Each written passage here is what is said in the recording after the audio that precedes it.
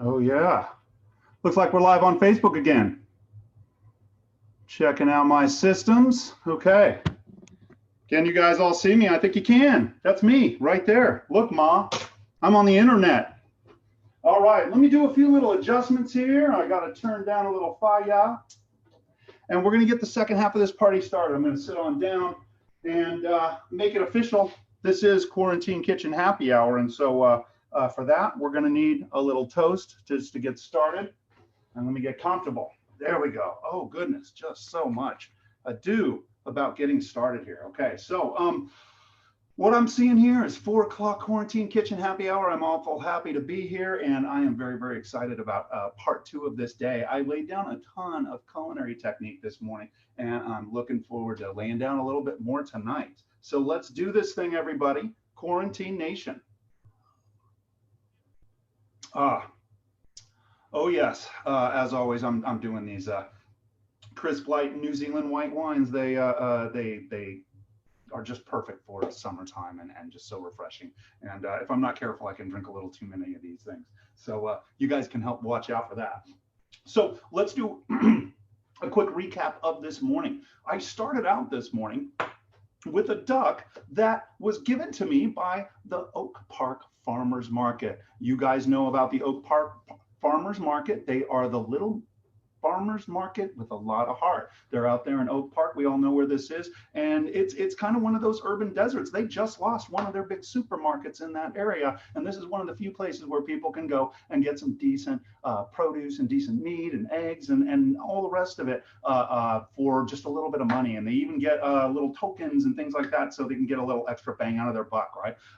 Oak Park Farmers Market is down there every Saturday, 9 to 1 p.m. And they are open Wednesday evenings actually now from 3 o'clock to 7. And as I said, they got me a duck from one of their vendors out there, PT Farms. I've got buzzers and things going off over here, okay? But PT Farms, I'm sorry, PT Ranchers, okay? PT Ranches, these guys are at the Oak Park Farmers Market. I've seen them down there a couple of times, and they raise chickens. They have, they don't have free-range chickens. They have Freedom Ranger chickens, okay? So even better, okay? But they also raise ducks. They raise turkeys. They raise sheep. They raise hogs. They raise, they create honey and olive oil and all sorts of things out there. PT Ranch, you guys got to check them out. Go on their website and see what they do. It's all organic. It's all natural. It's all meat raised the way it's supposed to be. And the story's fascinating. It's a family that kind of returned to that small farming and they're really promoting breeds and foods. The things that they're raising are bred more for flavor characteristics than for mass production, right? This is what we want to kind of get back to, and this is what makes California so great. Is our small regional food system here that can kind of support us a little bit better than those other states that mostly are depending on those big commodity meat producers, right? The Hormels and the Smithfields and things like that, right? And so very interesting stuff. PT Ranch, check them out. And Oak Park Market, like I said, the little market with a lot of heart. You guys got to get down there, okay, and check them out. So that's kind of the start of the whole show. They gave me this duck and I wanted to kind of turn it into an educational experience. And so I did a couple of different projects this morning, actually 4. I started with making a mushroom duxelle. It's just a kind of a sauteed mushroom filling, you know, it's very good. It's like making little umami bits to add to recipes. And so that's kind of a technique. It's not a recipe, it's a technique, making a duxelle. We made I broke down a duck and I deboned the duck, really is a better way to put it. I kind of turned it upside down and turned it inside out, and I got all the bones out of this thing. So basically what I had was some skin laid out, and I took the breast meat and I sliced that up and laid that out on the skin. So now I got the skin and then meat. And then I made a force meat, which was kind of the third part of the class. Force meat, kind of a ground and seasoned meat used for fillings or stuffings or anything really. Meatloaf is a force meat. Sausages are made of force meat, right? They're stuffed inside of a casing, right? It's a force meat. Any ground and seasoned meat. So I went over some force meat basics today, making more specifically, a mousseline, which is kind of a light and airy quick force meat that you can make. And so I did that with the very, very tough duck legs rather than try to braise them or stew them or something. I went ahead and ground them up, making them tender and ready to eat right now. Okay. And so I took all of that, and the fourth part of the class was assembling all of this. I laid out that force meat, I said, on top of the breast meat. The breast meat was on top of the skin, and we rolled all of this up and tied it, and it looks like so. I've got it pulled out, and it's kind of resting. And there she is, okay? So that is an entirely deboned duck. It's kind of like a turducken that hasn't, you know, had a bunch of other ducks and animals added into the mix, okay? It's duck skin, it's meat, and it's sausage. So we are going to roast that little fellow off today in this pan right over here. And while that's roasting off, I was hoping to go over some potato cookery because I want to slide in the sides here and there while I'm going over those larger cooking techniques, right? It's usually about the protein cooking techniques that are the big focus, right? And so that's what we're going to be looking at, okay? I'm going to make a mashed potato. In fact, I'm going to make a blend of mashed potato. I'm going to go over, the basic mashed potato technique, but it's quarantine kitchen. I have other ingredients around, and I didn't have a lot of potatoes, so I'm going to throw a sweet potato in the mix. And by the way, I probably would have done the sweet potato anyway because that sweet potato works so well with that duck, right? It's just a match made in heaven. So we're going to go for kind of a mashed sweet potato kind of a blend with this one. And that's what you're going to see today. To get started, I am going to go over a quick roasting technique and get this bird in the oven. While it's roasting, we're going to start some mashed potatoes, and then I'm going to also put together a little kind of a side salad or relish, however you want to kind of put it, okay? And that'll be another accompaniment for the duck, and we'll see that coming up. So, ladies and gentlemen, this is Quarantine Kitchen Happy Hour. So glad you made it. Let's do another one of these. It's Monday, and we're going into another week of this quarantine, okay? Some of the restaurants out there are opening up. I hope everyone is being smart about going out into the public. It's a little warm in my kitchen. It's not a good roasting day, I should say. But here it is. We're going to do it, okay? Now, I'm pointing very rude. I'm going to get rid of this chair behind me, and we're going to start this party.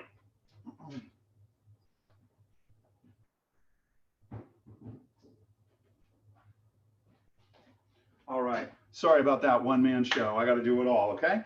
Let me make a little adjustment. I'm going to see if I can see any comments coming in here. I do not see any comments there. See what I can do here. Trying to think of the best place to go for this. I think I got a line on it. Cruising on down. I'll see if anybody's joining me here.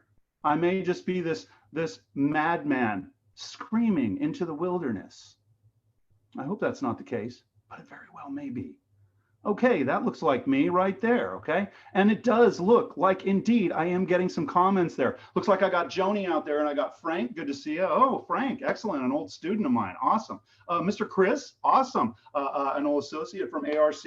Excellent to see you, sir. Let's see, Joni, Chris, Gary. Oh, another ex-student. Good to see you guys. Hope you remember old Chef Nelson. Hope I'm not scaring you too much, and I hope you don't hear me too much in your nightmares, guys. Anyway, if you do, you're welcome. All right, I'm going to get back to it, okay? So let's see. I was going to go ahead and start by doing a little roasting technique, and I've got this kind of a small roast. Let's take another look at this again. I've got kind of a small roast here, and I'm going to kind of just fit it into this small pan. I have, ever since you saw it this morning, I should say, I have put a coat of seasoning on there, or salt, I should say, quite a lot of salt, and I really haven't done anything else to it. It's just been kind of uncovered in the refrigerator, and it's gotten kind of dried out. This is roasting 101. You kind of pre-season your meat and then let it kind of dry out a little bit. A little while ago, I also pulled it out of the oven so it would kind of warm up a little bit. Sorry, I'm looking for one more thing here. I had a little secret stash here. Is that it? That's it right there. Okay. So I've laid on a little bit of salt. And the next thing I'm going to do is I'm going to add, oh, is that what I wanted? Yeah, that's it. Yeah, I'm going to add a little seasoning blend. This says oregano on it, but basically what this is some salt and some sage that I had. I did a class a while back in one of the quarantine kitchens, and I just dropped some extra sage leaves in a bowl of salt. I added some thyme leaves as well. I got a thyme plant around here, so I threw that in there, cracked some pepper in it, and I basically made, I kind of desiccated all of those fresh herbs into the salt, and then I pulled out the stems and I blended it into in a food processor. And what it left me with is kind of a homemade poultry seasoning, okay? Poultry, duck is a poultry. It's kind of mild. It's got some celery leaves in there as well. That was another thing I added in there. So I'm gonna just kind of add this to it. But quite frankly, the inside I left very, very simple. This isn't like a recipe or anything. It's just a little something I wanted to throw down for extra flavor. You could take this any direction you want to go, okay? So here it is again. There is my roast, okay? So I have seasoned it with salt. I'm going to go ahead and just add a little bit of this extra seasoning blend. And then what I'm going to do is I'm going to go ahead and I'm going to sear this off. This is kind of a thin, long, narrow roast, and it's not going to take me very long to cook this thing, right? And so what I will do is sear off the outside so I know I've got a good color on this thing to start with, and then it's going to finish up in the oven to take it the rest of the way, okay? So I just put a little bit of that little seasoning blend on there, and I turned a fire on under this pan, okay? This is a straight-sided saute pan, and I'm going to go ahead and I'm going to add a little bit of fat, and this is the usual fat I use in my kitchen. I talk about it all the time. I call it granny fat because it's just bacon fat and duck fat and whatever I have around the kitchen. So I just put in, we're doing searing now, and I've been heating up the pan, and I just put in a small amount of oil in that pan, sorry. I think you guys can see that. And there it is, and I want to get that pan a little bit hotter. I can tell it's not quite there yet. I want to see the first wisp of smoke coming up off of that pan. Then I know it's hot. Just that first little whoop, whoop, and then I go whoop, whoop. La, la, la, la, la, la. I'm going to give it one more drop of fat. Granny fat. Boom, right in the center. I need enough to kind of coat the bottom. I'm not using a ton of fat because this duck is going to be pretty darn fatty. It will kick out some fat as it sears. All right. I think I'm getting close. I'm looking for that smoke to come off the surface there. We should just start seeing that.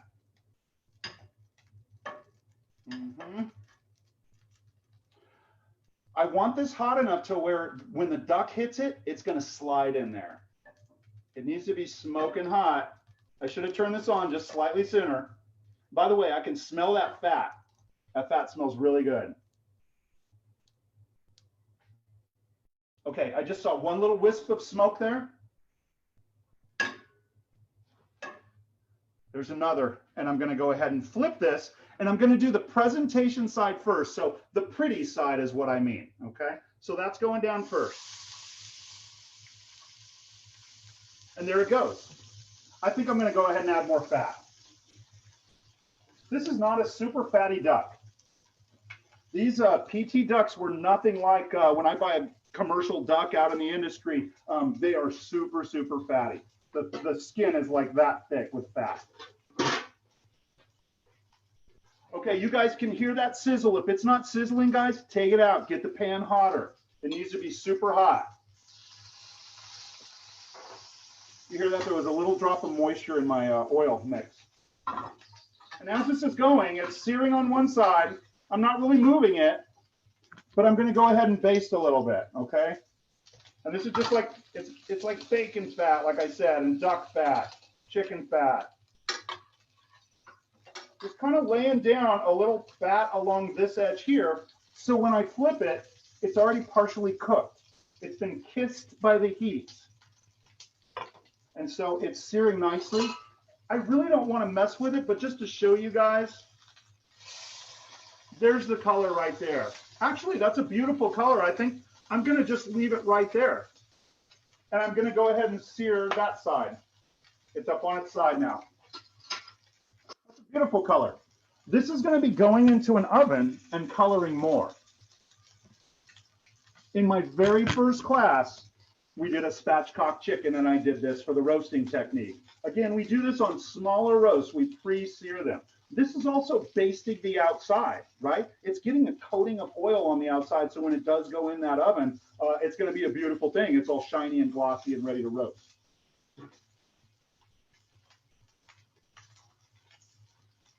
I'm just doing a little cleanup off on the side here. We never stop cleaning. And I'm going to go ahead and turn that bird again. It's time to turn it, I can tell. So now it's on its third side. And it's got another side to go after that. And I'm going to turn this down a little bit. I'm starting to smell that fat is like starting to almost want to break down in the pan. It starts smelling more like, less like bacon and more like chemical, okay? So I just turned the heat down. I'm on about 7 out of 10 right now. Still a good, strong searing temperature. I can go ahead and baste. Let me show you what that looks like. Just using a spoon, tilt my pan, and you can use just flavorful fat to baste. We're continuing to cook. And that bottom is searing. Remember on this duck, if you were here this morning, you might remember that we had kind of a seam in that duck where it all came together. That's the side that's searing right now, is that underside where the seam is. It also had a string running along that seam too. Let me show you this duck. It looks beautiful already, okay? I'm gonna go ahead and flip it onto that final side. I may have to stand it up. It doesn't want to stand here. Oh, there it goes. It's holding. So I got a pretty nice sear all the way around on this thing. I'm going to grab a plate just as a landing zone for 1 second.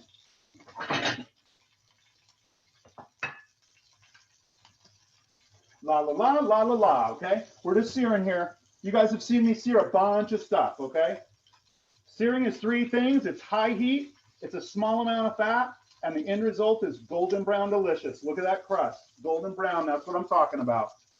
And this, again, will develop more golden brown as it roasts off, okay? This is not the only color this is going to pick up. It's going to even out all the way around, and we're going to be basting with love and all of that good stuff, okay? There it is again. So what I'm going to do next, I'm just kind of looking at the color here, and I'm going to go ahead and pick this up, ow, ow, ow, ow, and I'm going to place it on that plate for a minute, okay? And what I want to do now is I'm going to roast this piece of meat up on top of some bones because I want to use those bones to make a stock later. I want like a roasted duck stock, okay? And so I'm going to go ahead and put these bones under there, and they're just going to be part of the mix, and they're going to add their flavor and juices to the bottom of this thing. I might even make a little gravy out of all of this stuff at the end. So bones are going to be used right now as my roasting rack to keep the meat kind of elevated and up in the oven, surrounded by hot air, and it's going to also add to a little flavor later on down the road. So I'm turning off my heat, and I kept it on. I want this smoking hot right now. I turned off my heat, and I'm going to start throwing in the bones, and those are my wing bones, actually. I had a few, oops, uh-oh. There's also other pieces here, like skin and things like that. There's a big piece. There's a big piece of bone, okay? So there's a roasting rack, basically. And all of this is going to roast off. So later on, when I want to make a stock, I've already got it roasted. It's very common to use bones as a roasting rack during the roasting process. There's the duck wishbone right there. So all of these little bits and pieces are going in.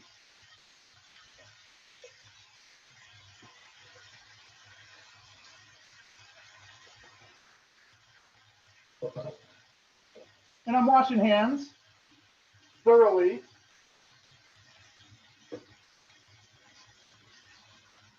And there isn't even a flame really on there. It's barely on. I turned it off. I'm not really trying to cook these bones so much. It's just to sear the bottom so they don't stick.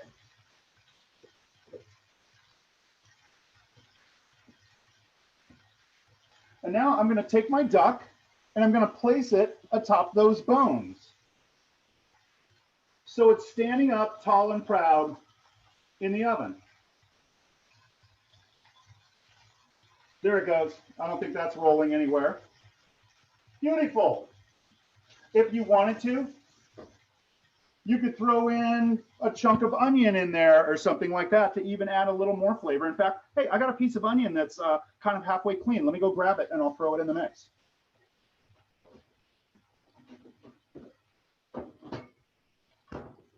Might as well. That'll add to my my stock's character later on. So it's just a little bit of fat on my board right now from searing. I'm just going to throw some pieces of onion in there, and they'll brown up during the roasting process too, and add to the character of my dish. So in she goes. The oven right now is set at about 400 degrees. That's my oven. If you have a convection oven, take it down to 350. That's what you're going to want to do. I'm going to open up my oven, and I'm going to close it as quick as I can. So open it up. In she goes, and close that door as quick as you can. Don't stand there with the door open at all. Be ready to go, okay? And when you're basting later on, we're gonna pull it out, close the door, baste, open the door, throw it back in, close the door, okay? We want to really, really guard that heat jealously. Heat is our friend. All right, so the duck is in, okay? It's roasting. I was kind of torn about what to start first because everything I'm doing today has some sort of prep time to it. It needs to get on the fire. I needed to get that roast going. Probably the right decision because it's going to take a little time to cook that. I think, hey, tell you what, why don't we go ahead and set our timer? I don't really give times for roast times. This guy is probably going to take maybe an hour. I don't know, maybe. But I'm going to go ahead and set my timer. I'm going to check it in about 20 minutes. I'll baste it with a little bit of fat, and I will go ahead and kind of judge my doneness there, and then I'll set it for another 20, and I'll baste it again, and I will check my doneness, and it'll keep on going like that until it's done. Okay, doneness for this, I'm looking for an internal temperature of 155 degrees. Anything that is stuffed with a ground meat, you want to take it to an internal temperature of 155 on those. As I'm doing this one, I'm just going to kind of do the field test. I'm kind of used to this stuff, so I should be okay just being here at home, okay? Let's see. The roast is on. I think that's all I got to remember is like every 20 minutes, let me set this thing. I'll baste it, okay? And there it goes. It's that easy. Actually, roasting is not easy. It's very technical stuff. We talked about that in another class. So the next thing I'm going to do is get my potatoes on, okay? Now, we talked about potatoes in another class. We have different types of potatoes. We have the waxy potatoes and we have the starchy potatoes. Waxy potatoes are things like those thin-skinned potatoes, like your Yukon Golds. Your red potatoes are waxy potatoes. Your fingerling, most of those fingerling potatoes are those big long ones. You know, those are waxy potatoes. Those purple potatoes, they're all those thin-skinned waxy potatoes, and those are great for applications where I want to hold my shape. Okay. Starchy potatoes are different. Starchy potatoes we use for like baking. We use starchy potatoes for like making mashed potatoes, and we also use them for dry applications like French fries, potato chips, things like that, right? Russet potatoes are kind of your friend for that sort of a thing, and that's what we're going to do today. I wanted to show you guys a waxy potato. I'm sorry, I wanted to show you guys a mashed potato today. We are going to be using these starchy potatoes for that, these russet potatoes. I'm going to get rid of this little jar here. And the first thing I'm going to do before I get going on these potatoes is I'm going to wash them off really well. I'm not going to peel my potatoes, but I do a little trick. I like the peel on there, but I don't like all the peel. And so what I do is I scrub them super, super well with a metal scrubby, and it takes about half of the peel off, okay? And that's what I'm going to do now. I've got 3 potatoes. I'm going to use a couple of russet potatoes, and I am also going to mix in a sweet potato as well. I talked about that earlier. All of these guys, I'm going to take off most of the peel with this metal scrubby here, okay? If you've never seen one of these, you know what I'm talking about, okay? All right, so here we go. Let me get on this sink here and a little running water just to carry things away, just a little. And I'm going to get under there and really, really scrub this stuff to where it's almost peeled. And this is just kind of a Nelson original. This is how I like to do my taters. It still leaves some peel on there, but it gets all of the dirt off. And it's got kind of that earthy potato flavor, that potato skin flavor that I like. But I don't like potatoes where we leave all the peel on. That's just way too much. For a mashed potato, there's just way too much skin on that. So this is kind of the way I like to do. Most of the, I'd say about half of the peel is off of that thing, wouldn't you? Okay. And I'm going to do that with the rest of these guys. Here's my sweet potato. Sweet potato. And there she goes. Okay, this one might need a little bit of microsurgery. There's a little funky spot here and there I want to kind of take care of. So we'll do a little microsurgery, laser surgery on my sweet potato. And scrubby scrub it on down. La la la, blah blah blah. And there it goes. And you can see again, half my peel is gone. There's funkiness, right? Dark little areas here, dark area right there. I'm going to remove those. And then one more potato. I'm just doing a couple. It's just for 2 people here. And scrubbing the last one down. Scrub it down. Hammer time. Hammer time. Oh yeah, Latin rhythms. All right, getting the knobs off the top. And that guy's almost essentially peeled by using that metal scrubby, okay? But there's still nutrients there. There's still a little bit of flavor there, right? So what I'm gonna do next is standard potato procedure. If you are cooking potatoes in like boiling water, boiling potatoes, always start with cold water. If you start this with hot water, those potatoes are going to just fall to pieces on the outside as they cook slowly to the inside, and you're going to wind up with a pot of starch water and a little golf ball sized potato in there. What we want to do is we want to start with cold water, and then as that water heats slowly, the mass of the potato heats slowly and evenly, and the whole thing comes together and the potato is cooked. Okay, so never start your potatoes in hot water. Don't put them on the fire, get them boiling right, and then throw them in there. Start with cold water, and so here we go. Cold water going in the pot, and I'm going to start cutting up potatoes. I don't like to cut them up too much. I don't want them to soak up a ton of liquid, and so I'm going to cut them, and oh gosh, maybe let me get a bigger knife here. Let's cut them about like in half and maybe in quarters. Let's go 6. 6s for those guys. The 2 russets in half, in 6s. Any smaller, and it soaks up a bunch of liquid. And we don't want water in our potatoes, by the way. The ideal potato, mashed potato, is dry. The drier it is, the more fat and bad stuff we can put into it. And that's the name of the game. You are going to be a little surprised at how I make mashed potatoes, perhaps. I don't know. I said I was going to do a little microsurgery here. I'm just going to get rid of a few of these little weird spots here. Oh dear. A lot of little weird spots that I want to get rid of. Well, gosh, I didn't think it was that bad. But the moral of the story is, hey, we don't throw that away. There's still a lot of good food on there. It's just a couple of little freckles on there. That's very common, like, with an onion, you see like a funky little piece of onion. Well, most of that onion's still just fine inside. You don't throw that away. Go for these weird spots. Ew. Oh man, I don't know what that is. That just grossed me out. I'm done with this one.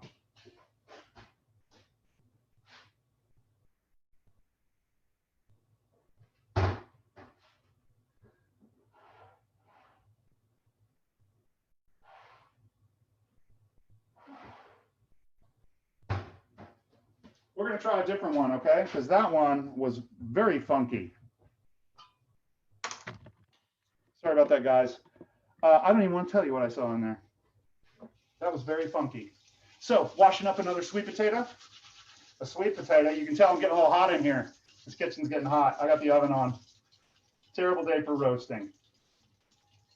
But it's going to be awesome. Almost done, almost done. Got to clean up a sweet potato. I got to catch up. Let's do this. My glasses are slipping. Okay, and I got a little cleanup to do on this guy.